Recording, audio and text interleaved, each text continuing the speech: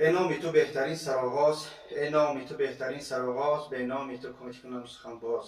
سلام علیکم و رحمت الله تعالی و برکاته. دوستان عزیز، خداوند نگهبان هر یک از شما باشه که اولش پروردگار و دوم شما هر مقصد شما هستی که همه وقت درباره مردم مهاجر، مردم نیازمند، مردمی که مقصد به کمک مقصد احتیاج دارن، معیوب و خیر و غیره و غیره کم بغل ها.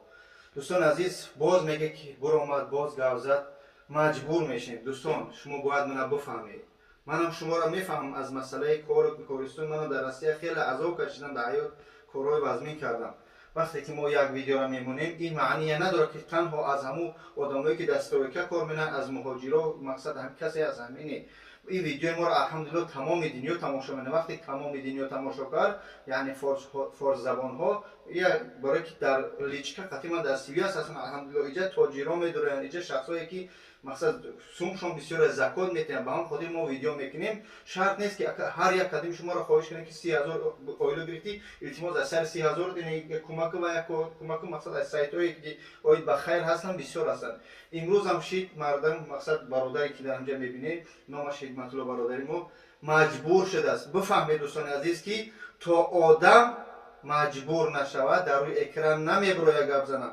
هر یک قدم الحمدلله پدر مادر و فرزند داریم، چقدر عزیز هستند. وقتی آدم از همه چیز میمونه با پروردگار مقصد مراجعت میکنه. وقتی در نماز خداوند در دلت میدوزه که فلانی فلانی فلانی بره، مقصد خداوند از دستش نمیگیره. پیش بابا جون یا پیش تاج مسلم یا پیش مقصد ملت تجیکا یا که اکای منصور یا بسیار سایت های هستن که مقصد در خیر سر کار دارن، مقصد در دلش میدوزه. اولش ما سبب میشیم، شما سبب میشه که این برادرای ما صاحبی سو میشن. میگن که هر شب زی خودت بپرس اگر تو مردی امروز چه خدمتی به مردم کردی. مردی نبود فتاده رو پای زدن، گردستی فتاده بگیری مردی. دوستان عزیز، امروز یک برادر ما، یک برادری که مقصد بر نیاز و محتاج شده که در این را تخت زده باز کرده، فرزندش راستش من همین کسلا رو نماشو نمیدونم. خلاصه کسلی است که نعوذ بالله سبحان الله سوغونی گودک میسونن. همین خیلی کسلی است که سوغونی انسان میسونن. همون کسل در یار شده. همین بچه چند ساله هست؟ 2 ساله و 3 ماه. همون گودک بیچاره سوغون سوخته شده. باز برای چی ما ای پیش کامل کارش میتونیم گودک ورمای گودک با تمام ورمای که ای پیش از مادرش ما روی مادرش که کمک محکم میکنم که برای خواهر و مادر رو نمیخوایم در اکرام کنیم. پدرش رو صحبت میکنه به خاطر الله من کارت خچ میمونم، کارت خچ میمونم و نمره خچ خطش در سیوی از برای به خاطر الله تونست 1 روبل 10 روبل خط کردن نتونست داخلش داکو زنگ بزن یک مقصد دیرتی که برادر ما از این جواسی ان شاء الله هر یک کارت میمونم تکرار میکنم که بعضی متاسفانه مسلمانای خود تاجیکای خودمون هستن که ساید میکشوین و مقصد کارتی که ما میمونیم برای نیازمندا همه میگیرن کارت خودشون یا کور میکنن کارت خودشون. لیکن ان شاء الله شما بدونید که روز قیامت پیش پروردگار در روز محشر جواب میگه. مقصد میگن حق مردم مالی مردم در قیامت ما رو کشته میشه. و بدونید که دوستان عزیز ان شاء الله پیش پروردگار او لقمه حرامی که از مردم میگیری میخری، بدون فرزند و مادر اچو خود میخری، ان شاء الله ما رو کشته در گورستون اندشوا و تمام وجود را شکاف میکنه لخته میکنه ان شاء الله. کارت برادر برنامه بیسان مقصد میبروه حکمت الله او چه چی کردم عبدالقادر او چه میبروه رقم کارت 42 76 38 01 36 99 65 63.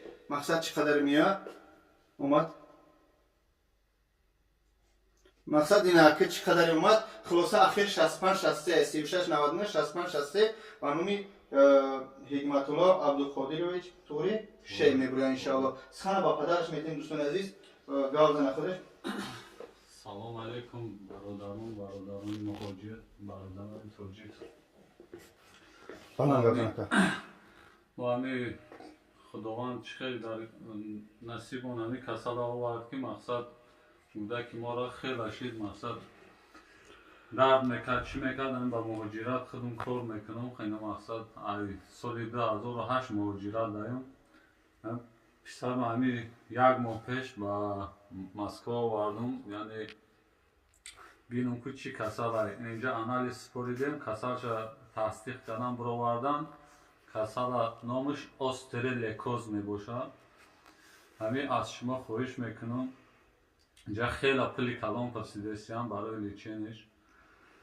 مقصد کسی حدی امکان حدی اقل از برای الله چیزی که میتونین خیر کنین اینم مجبور شدیم ایلاج نداریم دیگه. مقصد میگن که مقصد همین قدر مقدار پول بیار، مقصد 7 میلیون پرسیدیسی ما 7 میلیون نداریم.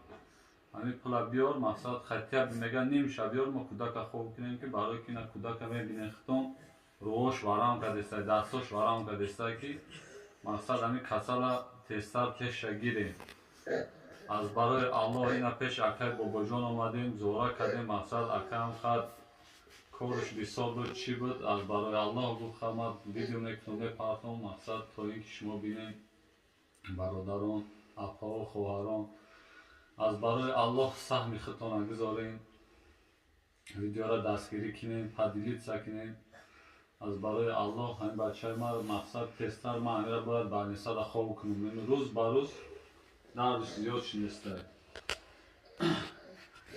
باقی در پناه الله خداوند همتون نگهبان باشه. خوب دوستان عزیز، دردناک وقتی که الحمدلله میگیم که ما فرزندان سالی من مثلا چقدر نعمت ها داریم با شکرگزار نیستیم، حتی نمازهای خودمون نمیخونیم بعضی ما متاسفانه. و هم خاطر میگن که پیش از تشنه موندن پیش از درد آمدن باید همه شکرگزار باشی مثلا بچونی درد گرفتار نشه. دوستان عزیز خواهش میکنم همه ویدیو رو به خاطر الله یک مقصد تقسیم کنید، پهن کنید در سایتاتون، در استوریات. ان شاء الله من هر یک قدمشون رو با پامینود میکنم. من در یوتیوب با نام کانال بابا جان 88، در اینستاگرام بابا جان 1988. دوستان عزیز خواهش میکنم مرا درست بفهمید. من امکانیت ندارم به هر یک قدم شما برسم، منم کار دارم، زندگی دارم، چقدر که میتونم به خواست خدا به خاطر الله کمک میکنم. بسیار خیلی کامنت‌ها قبل همین نوشته که کمک نکردی، بعضی مراجعات های میشه متاسفانه که آیا باعث یعنی که برای در یوتیوب گذاشتن و خیلی مقصد قدر انسان رو پس میکنم. خواهش میکنم من شما رو میفهم مردمی که محتاج هستی، من همه را در نظر ندارم، نه هر چیز در یوتیوب گذاشته میتونه. یوتیوب هم بسیار سوم هم جمع نمیشه، وقتی که میپرتوش 100,000 پرسموتر بعضی ویدیوها میگیرن اما سومی در کاری جمع نمیشه. 100,000 50,000 20,000 10,000 هم جمع شدگی هست. من درست بفهمید، حرف ما دعا باشه. خدا نگهبان هر یک. سلام علیکم.